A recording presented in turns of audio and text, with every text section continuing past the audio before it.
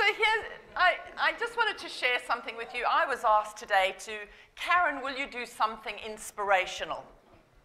Well, how long have I got, I ask? A couple of days, a couple of hours? Well, you got 29.5 minutes, Karen. So I thought to myself, I sat and I thought, well, what would really be opportune? What would be helpful? What is it about, the audience that I'd be speaking to that might be something that they could walk away with? And so one of my colleagues was saying, well, Karen, what about all the things you're passionate about? And there's many things I'm passionate about. I'm passionate about leadership in the world. I'm passionate about feeding poverty-stricken countries. I'm passionate about community workers. I'm passionate about, I suppose, enjoying the magic of everyday life. And so I thought to myself, in the short amount of time I do have today, I wanted to talk to you a little bit about your lives. Talk to you a little bit about the magic that you create or the magic that you don't create in your lives. So to put that in context, I wanted to talk to you about my passion for the community sector. And what that means is I worked out the other month, a colleague of mine sat down, we probably work with between 3 and 4 community service providers a week. So we're moving very much all the time throughout the community sector. And one of the key things I've noticed in the community sector is that generally the community is, the work that you are attracted to is because of the type of people that you are. And what that means is that every one of you in the room would be the sort of person that wants to make the world a better place. Would you agree? You want to help the lives of people who you live near or whom you live with or who your clients are. Would you agree? So, magic. A quality of being beautiful and delightful in a way that seems remote from daily life. This is supposedly the definition of magic. Celebrate, a joyful occasion for special festivities to mark some happy event. The point is, ladies and gentlemen, do you put your priorities in the right places, or is it always other people first?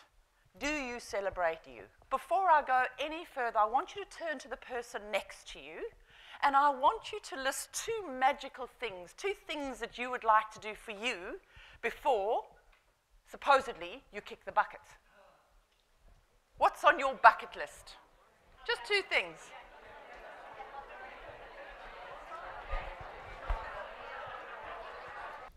I think sometimes we're so busy doing other things that we forget to put into priority our bucket list, the things that we really want to do for ourselves. So this today, as I say, is about you thinking about those things and what you will really want to do. So I said to somebody just now, what would you like to do? And she said, I'd love to learn to play the piano. And I said, that's great, when? And she said, when I've got time.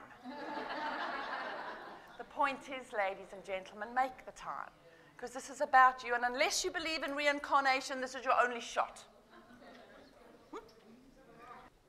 Stop pursuing what you don't want. So often we pursue things that aren't really that important to us, or I haven't thought about really if I want it, but I'm keeping on doing it anyway, Karen.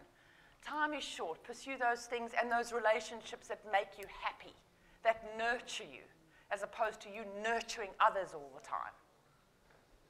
Affirm your ability to create happy, fulfilling relationships. If you're in a relationship that ain't working so good, as they say, do something about it. Very often when I'm working with couples or marriages or families, relationships might not be that great. But you know what? If he changes, Karen, we'd have a great relationship. Or if she only earned more money, we'd be right. So one of the key things I say when I'm lecturing or when I'm working with families is this.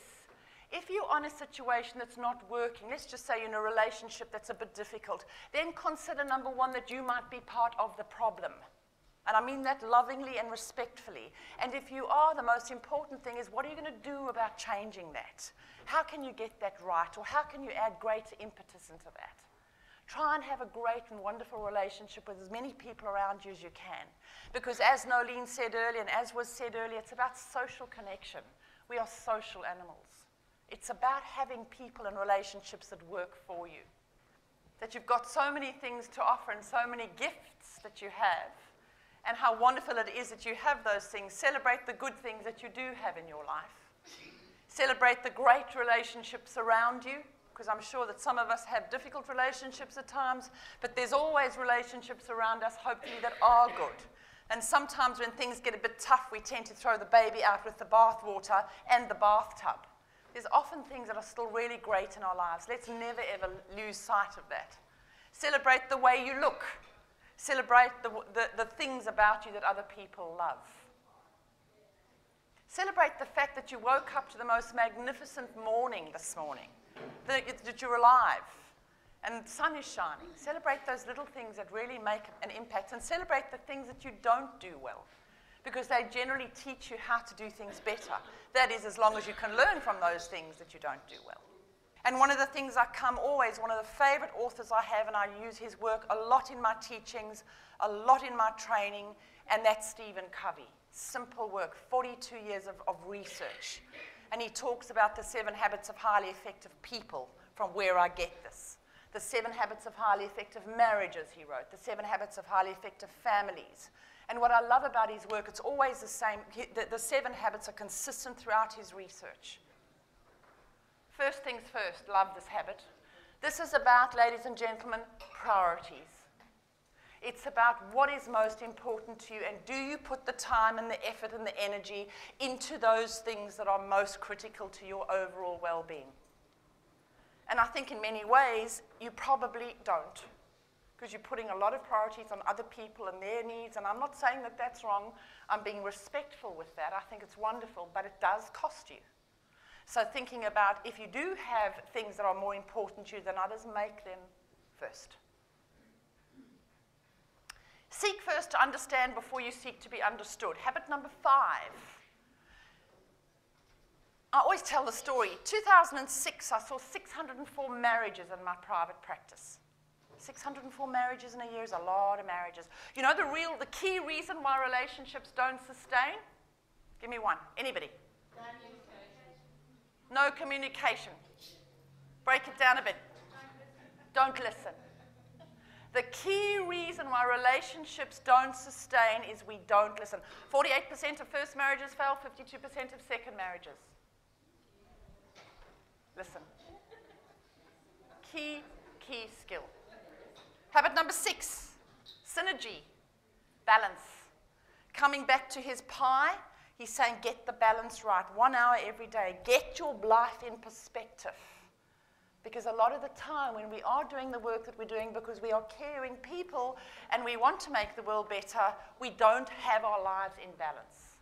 Look at your life when you leave here today, pull it back and start making you the priority. And the last habit is sharpen the saw. And he talks about being in the wood, and there's a woodcutter, and the woodcutter's cutting down a tree with a saw. And he says to the woodcutter, take the saw out of the tree. Whoopsie. Take the saw out of the tree and sharpen the saw. And the woodcutter says, oh, no, I can't do that. I'm too busy cutting down the tree. So what does that mean?